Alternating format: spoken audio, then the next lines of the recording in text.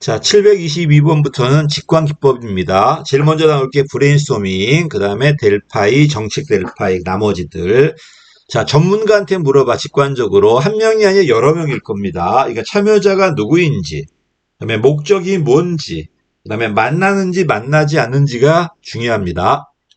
브레인스토밍은 어때요? 일단 만나요. 소수가 만나서 특정 아이디어에 대해, 특정 주제에 대해서 많은 아이디어를 만드는 게 목적이에요. 아이디어 낼 땐 뭐 하지 마라? 평가하지 마라. 좋은 아이디어가 목적이 아니라 많은 아이디어가 목적이다. 이걸 갖고 편승 기법이 있어. 다른 사람의 아이디어를 도용해서 플러스 알파를 만들면 되는 겁니다. 그래서 한 10명 중에 그 소수가 있고 원탁에 의해서 막 의견 제시하는 거야.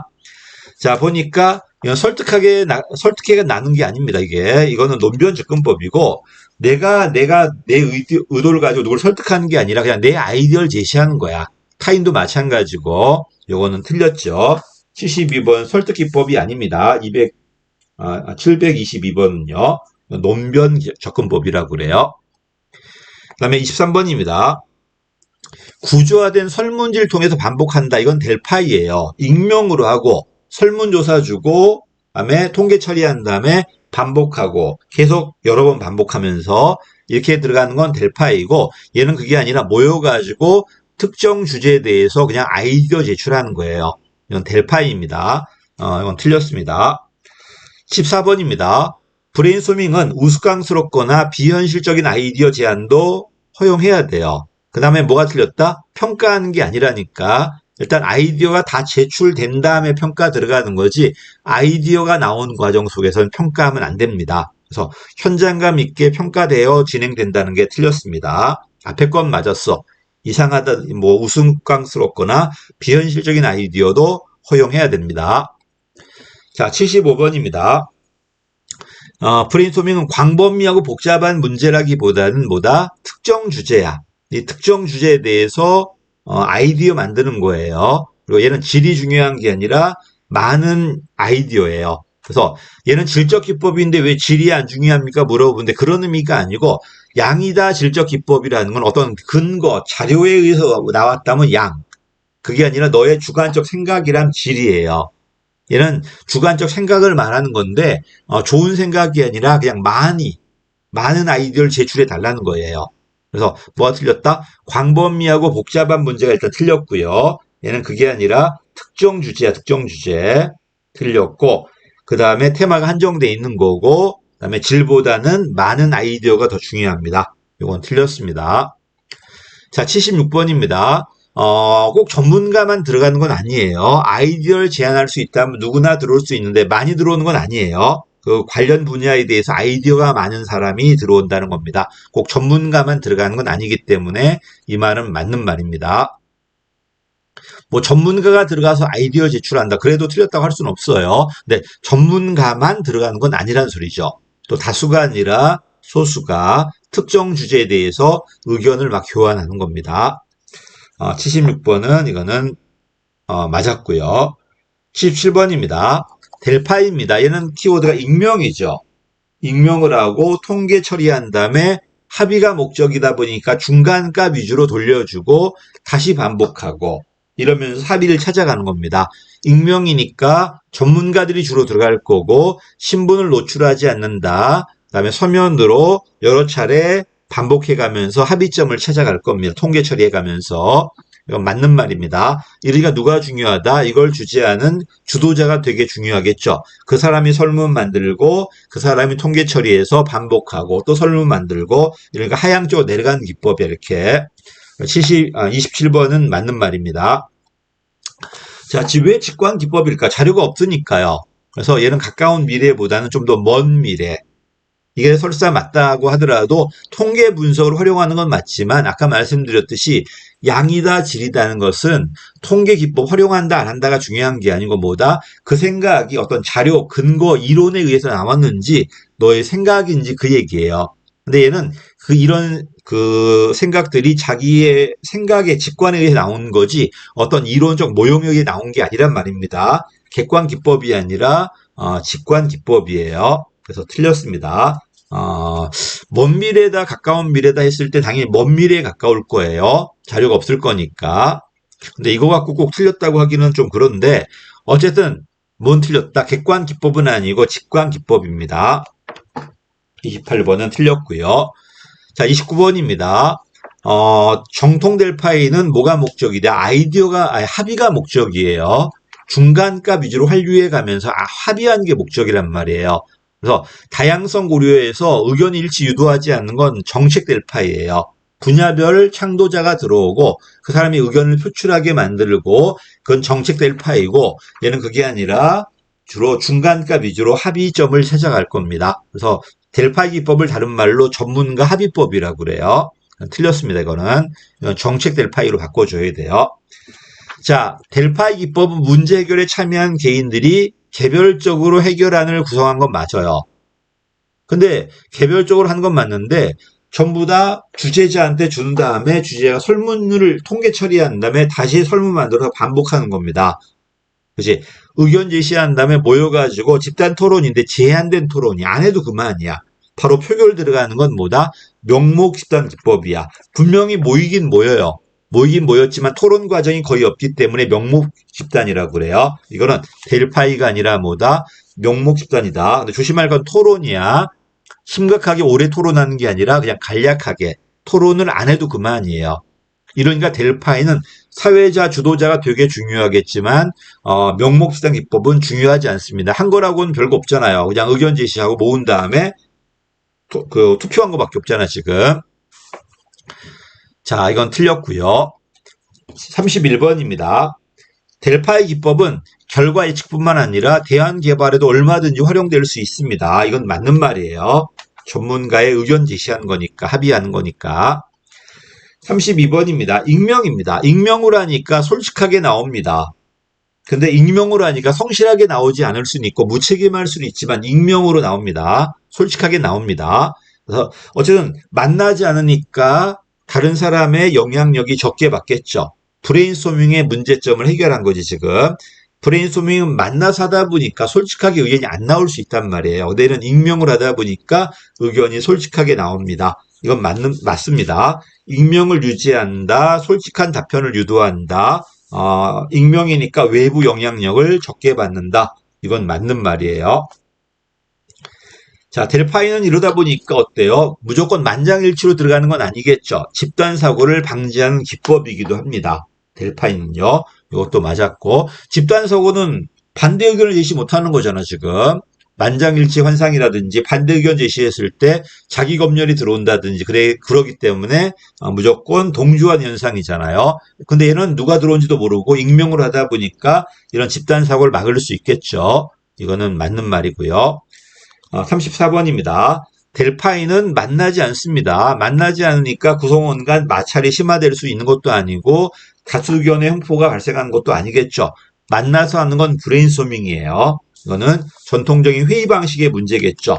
만나서 하다 보니까 마찰도 존재하고 다수 횡포 의견도 있고 또 성격의 차이가 있다 보니까 어떤 사람은 의견 제시 못하고 이거는 만나서 하는 기법들의 문제점이고 델파이는 익명이니까 이런 문제를 해결할 수 있다는 겁니다. 자, 35번입니다. 자, 델파이는 주로 전문가들이에요. 근데 정책 델파이는 전문가는 맞지만 이해 당사자도 들어갑니다. 그 다음에 분야별 주장자들이 들어와요. 이걸 창도가들이라고 그래. 이러다 보니까 델파이보다 훨씬 더 주관적이고 이런 가치 판단이 많이 개입된다는 겁니다. 다시 일반적 델파이도 가치가 개입되겠지만 주로 분야 전문가들이고요. 얘는 전문가뿐만 아니라 이해 당사자, 그 다음에 분야별 대표자가 들어와요. 그러니까 분야를 대표하다 보니까 다양한 의견이 들어오겠죠. 그래서 일반 델파이보다 이해관계나 가치 판단이 더 많이 개입된다. 이건 맞는 말입니다. 35번은 맞았고요. 자, 36번입니다. 정책 델파이는 대안에 대한 주장을 표명한 후에 자, 이제 의견 다 나왔죠. 그 다음에 비공개가 아니라 공개적으로 토론합니다. 그래서 얘는 선택 익명이야. 초기엔 익명이야. 의견이 다 나올 때까지는. 나온 다음에는 대표 의견하고 가장 반대되는 의견을 서로 토론시킬 겁니다. 그래서 비공개가 아니라 뭐다? 공개 토론. 이런 것들 화상회의라든지 공개 토론을 벌일 겁니다. 이건 틀렸네요. 최근에 나왔네. 그 다음에 정식 델파이는 의견 표출이 목적이야. 델파이는 합의가 목적이잖아요. 정통 델파이가 합의가 목적이다 보니까 주로 중간값을, 이 친구는 의견 표출이 목적이다 보니까 극단값을, 그래서 이원화된 통계 처리 맞습니다. 맞는 말이고, 또 만나니까 익명이 돼버리면 뭐가 문제다. 의견이 창조적으로 만들어지지 않을 수 있고 사회자 주도자가 조작할 수 있단 말입니다. 근데 토론하니까 이걸 방지할 수 있겠죠. 그래서 익명으로 진행되는 델파이 문제점을 토론으로 보완한다. 이 말은 맞았네요. 자, 일반적 델파이가 합의점을 강조하기 위해서 중간값을 강조한다면 얘는 의견을 표현하고 갈등을 조장하기 위해서 극단적인 값을 강조해요. 그래서 개인 판단 지배학할 때 불일치와 갈등을 의도적으로 창조하는 극단적인 수치를 제시한다는 겁니다. 델파이는 주로 평균값을, 이 말도 맞았죠. 그다음에 39번입니다. 정책 델파이는 대립된 입장에 내재된 가정과 논증을 표면화시키는 게, 의견을 표출하는 게 목적이라니까. 합의하는 게 목적이 아니라 어떤 의견이 있는가 끄집어내는 게 목적이에요. 그래서 논증 표면화시키고 명백하기 위해서 노력하는 거 맞습니다. 끄집어내는 게 목적이니까. 이 사람이 왜 이런 입장을 갖게 되었는지에 대한 그 가정과 논증을 끄집어낸다는 겁니다. 그지? 합의하는 게 목적이 아니고 의견을 표출하는 게 목적이니까 이 말은 맞는 말인데 좀 어렵게 표현했네요. 그다음에 40번입니다. 아까 했죠. 명목 집단. 일단 개별적으로 의견을 제시해요. 익명으로. 그다음에 다 모인 다음에 토론을 해도 되고 안 해도 돼요. 그다음에 바로 뭐 한다는 거야? 표결 들어간다는 겁니다. 표결 들어간다. 그래서 이거는 뭐가 틀렸다는 거야? 의사소통이 없어요, 지금. 모이긴 했지만은 의사소통을 원활하게 진행하지 않고, 집단 토론 없다니까. 해도 그냥 간략하게만. 그래서 틀렸습니다. 자, 그래서 바로 이제 개별적으로 의견을 제시하고, 제한된, 약간의, 또는 하지 않아도 그만이야. 바로 표결 들어갑니다. 이러니까 시간도 단축될 수 있고, 다양한 의견도 나올 수 있겠죠. 그치? 이건 틀렸고요. 교차 영향 분석도 랜드 연구소가 만들었어요. 어떤 사건이 일어났을 때 다른 사건이 일어날 확률은, 이번에 우크라이나 전쟁이 만약 러시아 승리로 끝났다. 그 다음에 국제정사의 변화는, 거꾸로 러시아가 졌다. 그 다음에 국제정사 변화는, 이걸 전문가한테 이게 물어보는 거야. 어떤 사건이 일어났을 때 다른 사건이 뭐가 일어날지 증거 없잖아 지금. 이러니까 주관적으로 물어볼 수밖에 없겠죠. 그래서 연관 사건 발생 여부에 따라 다른 사건이 발생할 가능성의 확률을 주관적으로 물어보는 겁니다. 이 말은 맞는 말이다. 교차 영향 분석. 항상 국회직이 제일 빨라요. 이게 끝나면은 이걸 국가직이나 이제 구급이 받아들입니다. 이제. 자, 742번입니다. 얘는 애초에 두 팀으로 갈라요. 한 사람은 찬성하는 팀, 한 사람은 반대하는 팀. 네가 기존에 어떤 의견을 가졌는가는 중요하지 않고 네가 찬성하는 팀에 들어가면 무조건 찬성 의견만 제시해야 되고 반대 의견 팀에 들어가면 반대 의견만 제시해야 돼요. 그러니까 장점과 단점이 다 나올 수 있겠죠. 그래서 의견이 유사한 게 아니라 반대돼야 되겠네. 의견이 대립되는 두 팀으로 갈라가지고, 그지? 한 사람은 찬성만, 한 사람은 반대만. 그게 뭐가 틀렸다? 유사한 두 팀이 아니라 대립되는 두 팀이에요. 그 다음에 합의 도출하는 건 맞습니다. 여기까지가 이제 있고, 그 다음에 이제 불확실성의 대처 방안이 나옵니다. 민감도 분석은 일단 뭐야? 소극적 방안법인데, 일단 답을 먼저 구해요. 함수 값이 있어. 그치? 여기다 우리는 x와 y 값을 찾는다고. x가 변했을 때 y가 어떻게 변하는 걸 찾는데, 우리가 고정돼 놓은 상수가 있어요. 이걸 내생 변수라고 그래요. 또 내개 변수라고 할 때도 있고요. 요게 바뀌었을 때 값이 달라질 겁니다. 그치? 근데 얘는 그게 아니라 애초에 최악을 가정해버려. 상황이 제일 나빠. 거기서 제일 좋은 게 뭐냐 물어봤을 때가 바로 보수접근법. 됐지? 맥스민 접근법입니다. 조심해라. 민감도는 그게 아니라 일단 함수 하나 구하고 내생 변수가 바뀌었을 때 결과값이 어떻게 달라지는가를 알아보는 겁니다. 이제 내생 변수가 1일 때 답이 뭔가, 2일 때 뭐인가, 3일 때 뭐인가 여러 답을 찾아 놓는 거야 이렇게. 반면에 최악을 가정한다면 무조건 제일 안 좋아. 그리고 제일 좋은 걸 찾는 거는 보수 접근법이라고 그래. 맥스민. 이거는 틀렸습니다. 그다음에 분기점하고 악조건 가중 분석을 불러요. 자, 아까 봤던 최악의 그 보수 접근법은 상황이 제일 나쁜 거예요. 제일 나쁜 상황에서 제일 좋은 걸 찾는 거야. 얘는 그게 아니고 내가 좋아하는 대안이 있어. 내가 좋아하는 대안을 최악으로 가정하는 거야. 그리고 다른 대안은 최상으로 가정해 보는 거야. 그래도 만약에 바뀌지 않았다. 그냥 내가 좋아하는 대안을 하면 돼요. 근데 만약에 바뀌었다. 그럼 언제 바뀌었는가 그 지점이 바로 분기점이에요. 그 분기점보다 나쁘다면은 차선책을 선택할 거고 분기점보다 좋은 상황이라면 내가 좋아하는 걸 선택할 겁니다. 네, 틀렸죠? 가장 두드러진 대안, 다른 말로 내가 제일 좋아하는 대안은 불리한 값을, 나머지 대안은 유리한 값을 집어넣어가지고 우선순위가 바뀌는가 안 바뀌는가를 보는 거야. 바뀌었다면은 그 새로운 걸 찾을 거고요. 안 바뀌었다면 그냥 내가 좋아하는 두드러진 대안을 선택할 겁니다. 그 다음에 만약에 바뀌었다면 어느 지점에 바뀌었는가? 그 지점 찾는 게 분기점이야. 이건 분기점이 아니라 뭐다? 악조건 가중 분석이야. 둘은 서로 바뀌어서 나와요. 다시. 아까 보수 접근법은 상황이 제일 나빠. 거기서 제일 좋은 걸 찾는 거고, 얘는 그게 아니라 내가 좋아하는 게 있는데 걔를 제일 나쁘게 가정하는 거야. 그치? 바뀌었나 안 바뀌었나 보는 거야. 안 바뀌었다면 걔를 하면 되는 거야. 바뀌었다면 언제 바뀌었는가 그 지점 찾는 게 바로 분기점이에요. 그래서 이건 분기점이 아니라 뭐다? 악조건 가중 분석이다. 이건 틀렸습니다. 자, 그 다음에 적극 있고 소극 있죠. 이게 최근에 나왔는데 소극은 불확실한 건 어쩔 수 없어요. 밖에 좀비가 돌아다닌단 말이야. 어쩔 수 없어. 내부적으로 단단하게 방어막을 칠 겁니다. 아까 봤듯이 민감도 분석을 한다든지 취약을 가정하고 내가 답을 찾는다든지 이렇게. 근데 적극은 그게 아니라 나가가지고 확실하게 만들어요. 통제를 한다든지 실험을 한다든지 예측을 한다든지 이렇게 확실하게 만든 다음에 들어가는 게 뭐다? 적극이에요. 됐지? 상황에 대한 정보 획득은 적극이야. 정보 획득을 통해서 예측을 할 거니까 실험도 적극이에요. 그 다음에 나가서 협상과 타협하는 거, 이 외부 요소의 위험 요소 협상과 타협을 해서 안전하게 만들겠죠. 이것도 적극이야. 근데 지연과 회피는 소극이에요. 그래서 내가 컴마 4개 있는 거는 4개 보기를 묶은 거라고 그랬지. 지연과 회피가 소극이야. 왜 이거 한다고 해서 확실하게 예측되는 것도 아니고 통제되는 것도 아니잖아요.